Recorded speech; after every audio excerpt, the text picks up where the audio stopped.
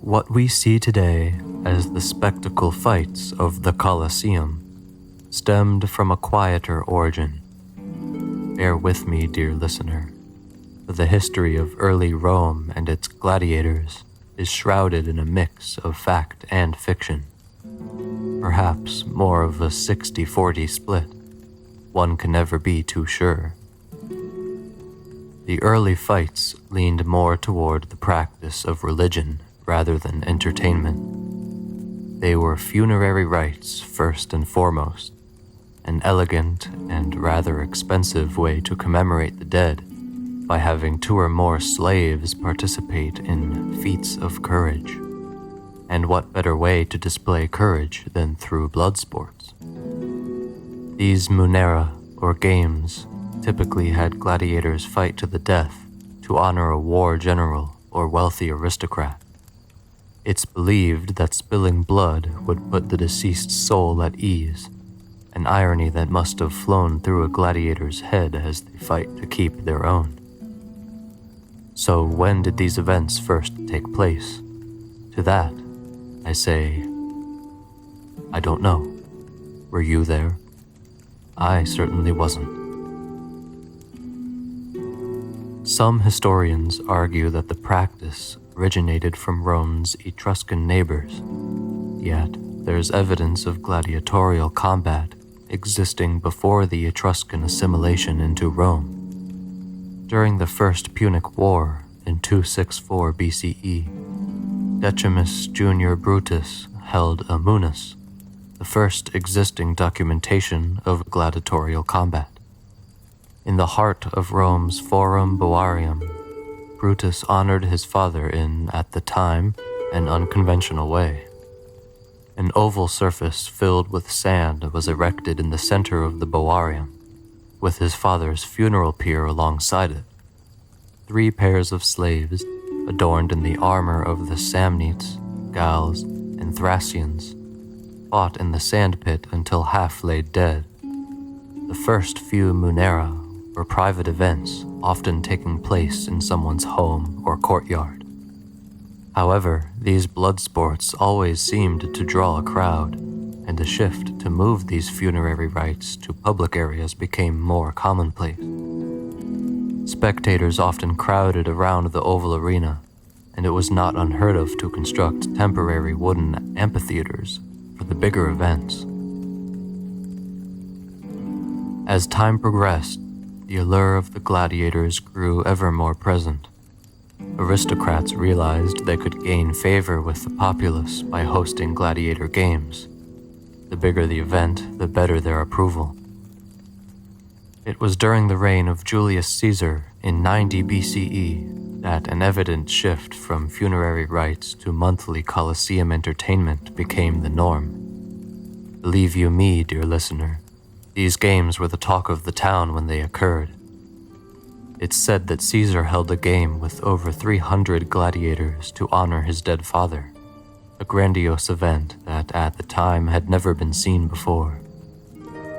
By now, the gladiator fights had become a whole-day event. The climactic mano a mano was perpended by a series of games that started in the morning, giving the crowd a show and amping up expectations before the big event. There's enough for an entire episode on this topic, so I'll just give a quick debrief. The first event had a bestiary, or venato, go toe-to-toe with exotic animals like lions, tigers, elephants, and whatever wonders of the world the Romans felt like killing that day. There was mix between trained fighters slaying a beast from a distance, and helpless slaves and prisoners of war being slaughtered by a wide assortment of animals. Following this were the executions. This ranged from reenacting depictions of war, certain Christ-like crucifixions, or having an animal crush a prisoner by their sheer weight. A break at noon often occurred, with people taking time to stretch, grab concessions, get drunk, and fight in the stands, or anything we'd do at modern-day sporting events. There are records of certain humorous events taking place as well. Trained monkeys riding on donkeys, gladiators being blindfolded before going into the arena, and naval battles to reenact certain Roman victories were all forms of entertainment that would take place during a munera. The fight itself between two gladiators was more for show rather than to kill one another. Think of it like a WWE fight. It'd be a tad strange to watch John Cena kill The Undertaker. Indeed, dear listener, the Romans were civilized. A straightforward execution would be too cruel. The more humane option would be to pit two slaves against one another in the Colosseum for all of Rome to see. Put on a good show, embellish your attacks, draw a cheeky bit of blood, and there you have it. The crowd cheered and the gladiators got to die another day. So, who exactly were these gladiators? To be blunt, they were slaves. The bottom of the barrel. Slaves were prisoners of war and auctioned in public. The more educated slaves, like those from Greece, served as tutors for children of nobility. Others were servants, farm hands, or anything else that the Romans didn't want to do manually themselves. The gladiators were chosen because they were either capable fighters or they simply looked the part. Those in the ranks of the gladiators were outcast. Whether they were prisoners, convicts, or lowlives, no one wanted to associate with them. They were infamous and were closer to property than people. Social isolation followed, as association with an infamous often led to one being considered an infamous themselves. As a gladiator, you could not hold office, own land, or vote.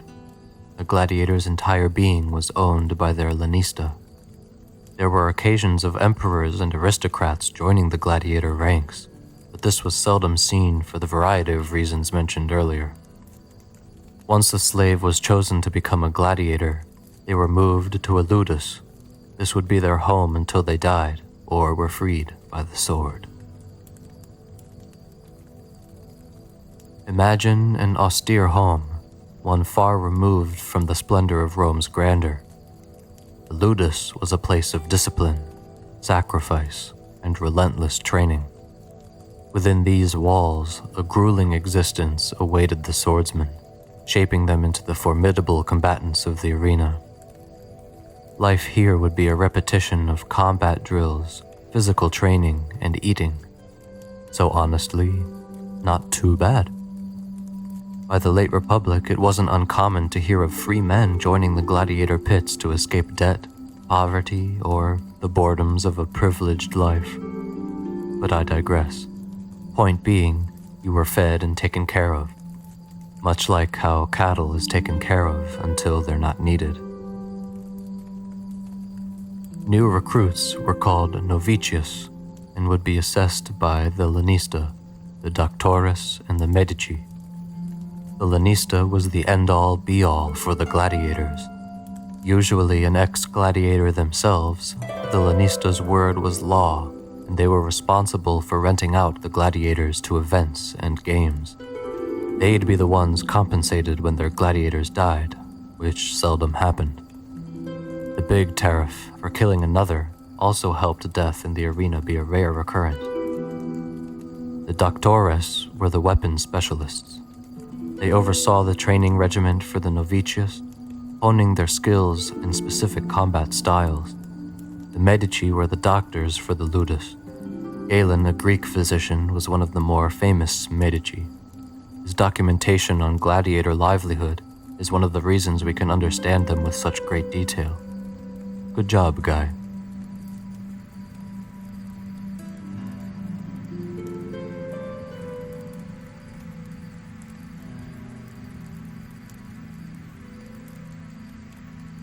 A normal day would be to wake up before the sun rises and train until the sun sets. They were on a tetrad training regimen, a 4-day cycle that consisted of high-intensity interval training, full-body workouts, and combat drills. It'd be very silly to give new recruits weapons, and as such they trained with wooden swords, a rudus. This sword was twice as heavy as a normal one, making it extra difficult for the novicius to wield. This also ensured the trainee would build the upper body and arm strength expected from a gladiator. A wooden pole known as a palos served as a novitius's training partner. This way, the new recruits could get acquainted with practicing various maneuvers without imposing any serious harm on an opponent. When the initial training concluded, the novitius were promoted to tiro, meaning they were combat ready. They'd be moved into class-specific barracks and only train with others that specialized in their fighting styles. Mind you, dear listener, there were a lot of gladiator types, more than we have history of. As such, I'll just cover the popular four that were considered the principal classes: the Samnites, Thrax, Myrmilo, and Retiarius. I'd like to sidetrack with this fun little tidbit. Most info about gladiators is secondhand. It's mostly from historians, with Galen, a Greek physician, being one of the more popular sources. The following is derived from a chapter of Oneirocritica, a book written not by Galen, but by one of his contemporaries, Artemidorus. He was a diviner for 2nd century Rome, meaning at times he interpreted people's dreams. In this chapter, he's analyzing what kind of woman a man would marry based off of the gladiator he fought in his dreams. While reading Peter Thoneman's translation and commentary of Oneirocritica, I found this particular quote funny. Gladiators and athletes can be grouped together as classes of person for whom dreams of breastfeeding are profoundly inauspicious. But the social status of gladiators was immeasurably lower than that of athletes. Anywho, let's talk gladiators. The Samnites were the heavy hitters of the gladiator caste. The Samnites were warriors from Samnium and were some of the first gladiators to be introduced around the 4th century BC. They were instantly recognizable with their plumed crest on their helmet. Armed with a long wooden scutum and a gladius, they were very resilient and could not be easily downed head-on. Their leg greaves and shoulder pads covered up any body part that couldn't be covered by their shield. By the time of Augustus, the Samnites were allies, and the name was changed to Scuter, the class that Emperor Commodus competed as. They'd normally fight against more agile opponents like the Retiarius, although occasional battles with the heavily armed Myrmilo occurred. The Thrax, or Thracian, were a more nimble version of the Scuter. Named after the Thracians, the Thrax were one of Rome's earliest enemies. Artemidorus warned that if a man fought a Thrax in his dreams, his wife would be wealthy because of Thrax's armor, crafty due to his curved scimitar, and fond of being first because of a Thrax's advancing techniques. While this is just pure speculation on Artemidorus's part, the dreams, everything stated about the Thrax was accurate. They'd often be fought in pairs against a Myrmilo. These lightly armored foes held a curved sword and parmula, a small shield that could offer both protection and mobility. Layered greaves covered the legs and arms, but the chest was left bare. Unlike the other fighters, the Thrax were left-handed, providing a unique advantage because most gladiators were trained to block right-handed attacks. The Retiarius was a crowd favorite in 1st century Rome. These were the lads walking into the arena with just a trident and net. Apart from their loincloth and shoulder pad, they were essentially naked. Having no defense, the goal was to ensnare the opponent in a net and finish them off with the trident. Artemidorus believed that if you dreamt of fighting a Retiarius, your wife, for lack of better words, would be a whore. She'd be poor and wanton, roaming about for any man to find her. The Myrmilo served as foil to the Retiarius. Their fish-shaped helmet with small eye holes prevented the prongs from the tridents, and the heavy armor adorned in scales protected the exposed arms and shoulder. Much like the Scuter, Myrmilo wore heavy armor, held a Roman straight sword, had shin guards and a shield that offered more protection than mobility. Oh, what's that? You're curious about what the gladiators ate? Why, dear listener, I'm glad you brought that up. To fuel their intense lifestyle, gladiators adhered to a high-calorie diet. A staple of the gladiators' diet was grains, particularly barley and wheat. So much so that a name for them was cordiri, which, depending on who you asked, meant eaters of barley, or my preferred translation, barley boys. A typical meal would consist of porridge, beans, and fruit. Honey and vinegar were in their sports drinks to replenish electrolytes.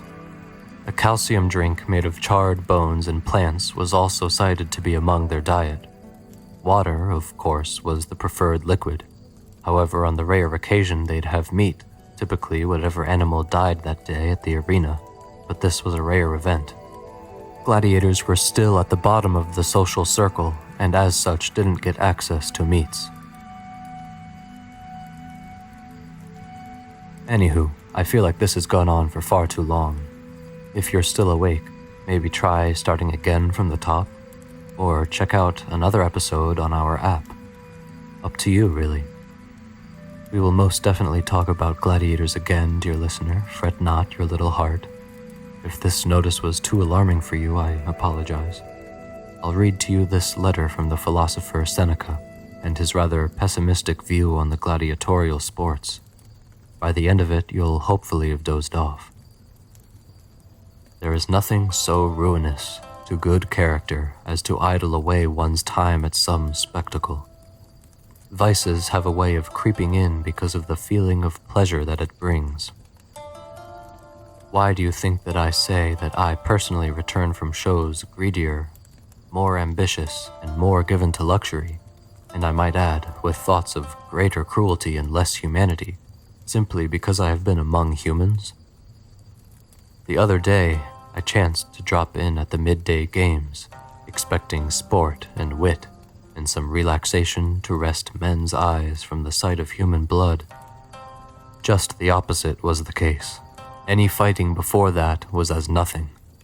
All trifles were now put aside. It was plain butchery. The men had nothing with which to protect themselves, for their whole bodies were open to the thrust, and every thrust told. The common people prefer this to matches on level terms or request performances. Of course they do. The blade is not parried by helmet or shield, and what use is skill or defense? All of these merely postpone death. In the morning, men are thrown to bears or lions. At midday, to those who were previously watching them. The crowd cries for the killers to be paired with those who will kill them, and reserves the victor for yet another death. This is the only release the gladiators have. The whole business needs fire and steel to urge men on to fight. There was no escape for them. The slayer was kept fighting until he could be slain. Kill him! Flog him! Burn him alive! The spectators roared. Why is he such a coward?